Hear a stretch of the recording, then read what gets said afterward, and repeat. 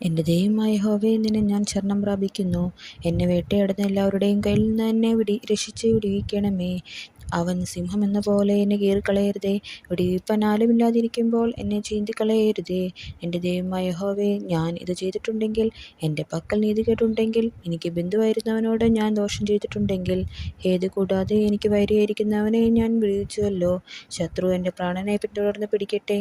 അവൻ എൻ്റെ ജീവനെ നിലത്തിട്ട് ചവിട്ടട്ടെ. എൻ്റെ മാനത്തെ പൂഴിയിൽ തള്ളിയിടട്ടെ. യഹോവേ, കോപത്തോടെ എഴുന്നേൽക്കണമേ. എൻ്റെ വൈരികളുടെ ക്രോധത്തോടെ എതിർത്ത് നിൽക്കണമേ. എനിക്ക് വേണ്ടി ഉണരണമേ. നീ ന്യായവിധി കൽപ്പിച്ചുവല്ലോ. ജാതികളുടെ സംഘം നിന്നെ ചുറ്റി നിൽക്കട്ടെ. നീ അവർക്ക് മീതെ കൂടി ഉയരത്തിലേക്ക് മടങ്ങണമേ. യഹോവ ജാതികളെ ന്യായം വിധിക്കുന്നു. യഹോവ എൻ്റെ നീതിക്കും പരമാർത്ഥതയ്ക്കും തക്കവണ്ണം എന്നെ വിധിക്കണമേ. ദുഷ്ടൻ്റെ ദുഷ്ടത തീർന്നു പോകട്ടെ. നീതിമാനെ നീ ഉറപ്പിക്കണമേ. നീതിമാനായ ദൈവം ഹൃദയങ്ങളെയും അന്തരേന്ദ്രിയങ്ങളെയും ശോധന ചെയ്യുന്നുവല്ലോ. എൻ്റെ പരിചയ ദൈവത്തിൻ്റെ പക്കലുണ്ട്. അവൻ ഹൃദയ പരമാർത്ഥികളെ രക്ഷിക്കുന്നു. ദൈവം നീതിയുള്ള ന്യായാധിപതിയാകുന്നു. ദൈവം ദിവസം പ്രതി കോപിക്കുന്നു. മനം തിരിയുന്നില്ലെങ്കിൽ അവൻ തൻ്റെ വാളിന് മൂർച്ച കൂട്ടും. അവൻ തൻ്റെ വില്ല് കുലച്ച് ഒരുക്കിയിരിക്കുന്നു.